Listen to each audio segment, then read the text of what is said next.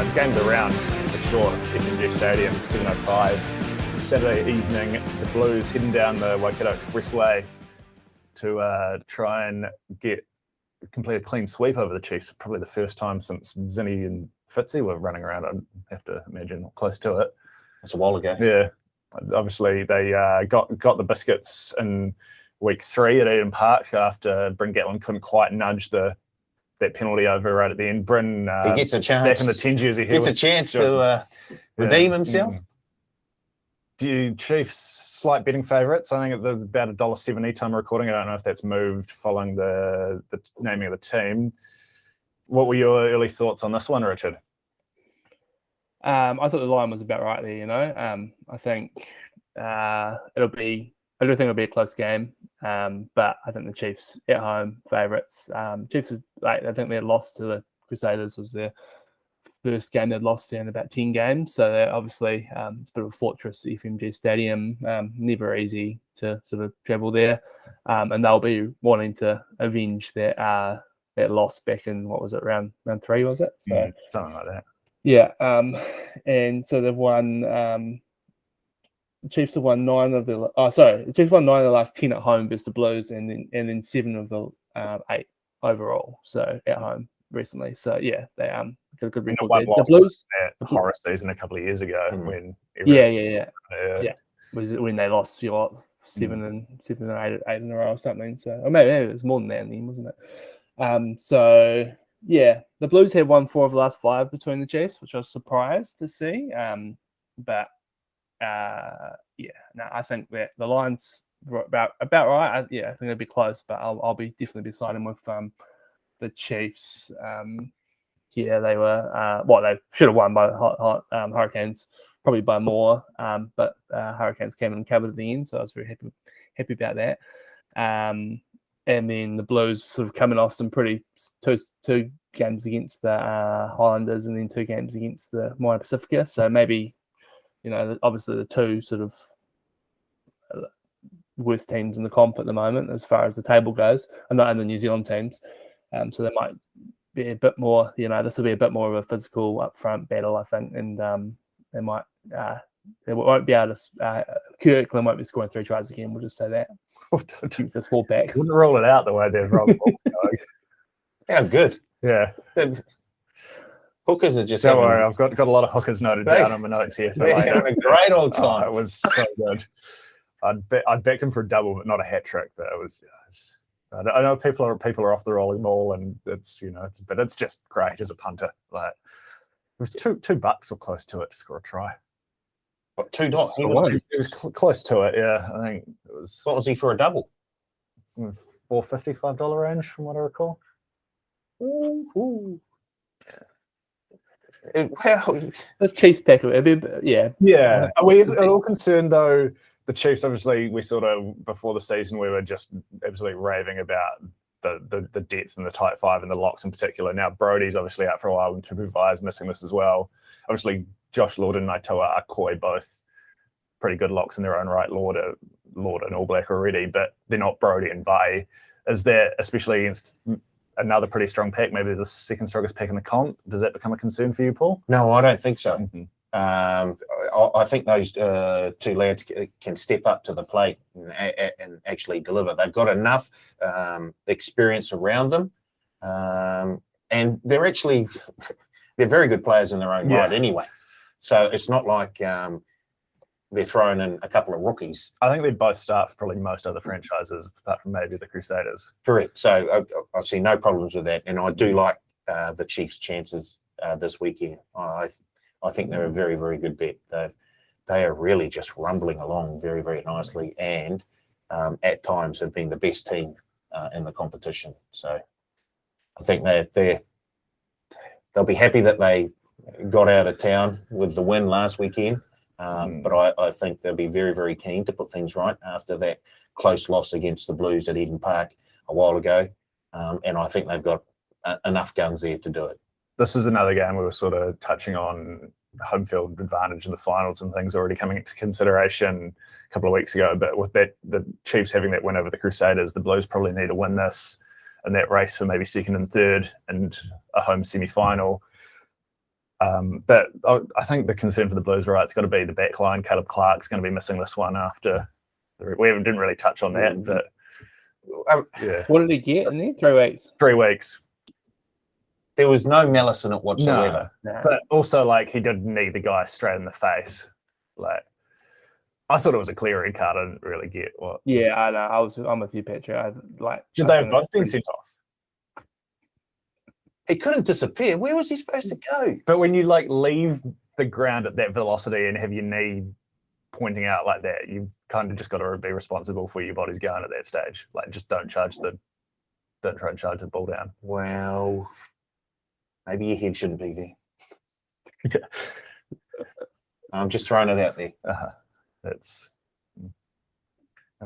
fair. It's very hard to argue with that, Paul. But I'm not. I think the reason, no, obviously, it was probably the least amount of malice of all the red cards we've seen recently. That's one of those, like, but probably still deserve. I mean, I'm surprised. I thought maybe we would get 1 or 2 weeks.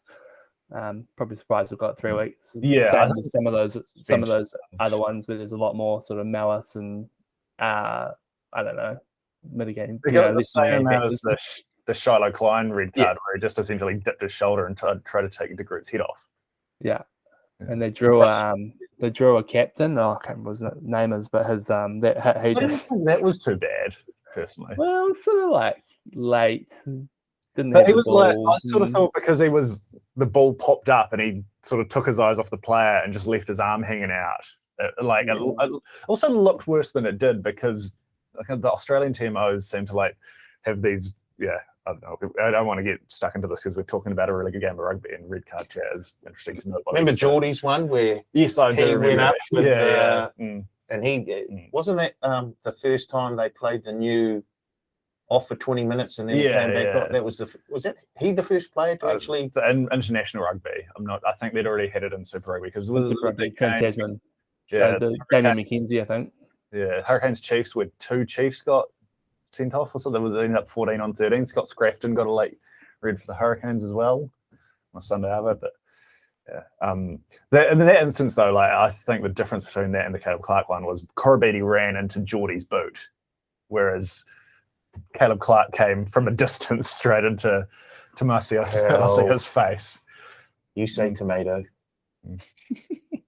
All right, back to the really good rugby we were talking about. Because what I was saying was Caleb Clark, Roger Tuivasa-Sheck also not available for this game. We're a bit concerned about the Blues, maybe strike power being diminished in their backline. The Chiefs had no ball and still, I think, defended pretty well for the most part against the Crusaders. They just got worn down.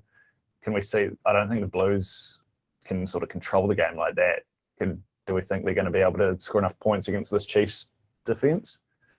Well, Bodie obviously increases their chances of very good at rugby, scoring a few points. But I think RTS, although we haven't seen a lot of him, does make a huge difference to that Chiefs backline and the balance of that backline. I'd still prefer to see Rico on the wing as opposed to the 13 jersey. But once again, I don't know if the All Black selectors have had a little whisper again. Would like to I think they've just got so many options on the wings, right? Like, they do have an abundance of riches, whereas they don't really have the same depth in the midfield. It's the same, especially reason. with RTS. Yeah, not there. Yeah, like you could make an argument both their first choice midfielders would be better as outside backs, but then when you've got Talia, Clark, Rakamotuki, Nepkins, Zahn Sullivan, and Perifeta who can both play fullback, like, yeah, so maybe we need some sort of trade system in Super Rugby. I'm staying out of that one. I didn't really have anyone in mind. I'm just sort of saying things at this stage, trying to talk about red cards. Next, you'll have a draft system. That was great when that happened. I was at Tuiava at the Hurricanes in 2006. Good times. Yeah, we should go back to it. Yeah. Or no, I won't get into it. No. We're moving on. I did say one other point I had noted down here before I got horrifically distracted was Nankivell back in the midfield with Leonard Brown, Quinta Tupara on the bench. Do you think that signals anything? I thought Nankivell was excellent in both games against the Crusaders. And maybe the Blues a bit lighter on the midfield. Rico, obviously great going forward, maybe not the world's best defensive midfielder. RTS not their Is that an area you can see the Chiefs having a bit of joy as well? It certainly deserves his chance. As you say, he's played very, very well when he's been given the opportunity. So I can fully understand why he's there. And to have an All Black coming off the bench, I just think, once again, it goes to show that the depth that the Chiefs have built in that squad over the past couple of seasons is really coming to the fore now. So, usually when teams do this sort of thing, you think, oh, they've lost a wee bit of experience there. There's maybe a slight sort of drop in sort of the level of performance, but no, they're able to keep that high level of performance regardless of who they have and whatever number jersey they decide to choose. So, no, I really like the look of that, Nankivell. Yeah, no, I've been impressed with him. How about you, Richard? You took the Chiefs on to great success a couple of weeks ago. Are you keen to do it again? I'll be siding with the home team. Yeah, I think it was on the Nankivell. Yeah, he's a player who sort of last season I didn't really get to, I didn't really rate him too highly. But yeah, this season he's getting better every week. That game against Crusaders, he was huge, and then made the move out the wing last week. So having him in the midfield there, I think him and Leonard Brown. Leonard Brown had a great game against the Hurricanes as well. I think that's probably his best game of the season. So if those two can sort of link up, Josh Ioane out's pretty massive. I thought he was we had a really good game last week as well. Probably his best game in the Chiefs jersey so far.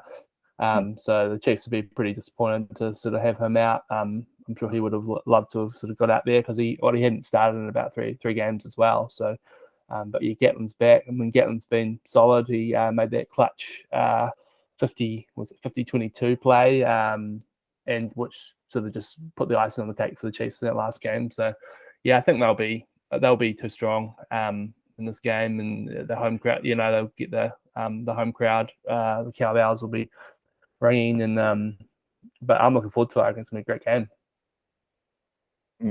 Yeah, no, it should be a lot of fun. I'm also on the side of the Chiefs, so round up the pick and go bandwagon and we'll jump on.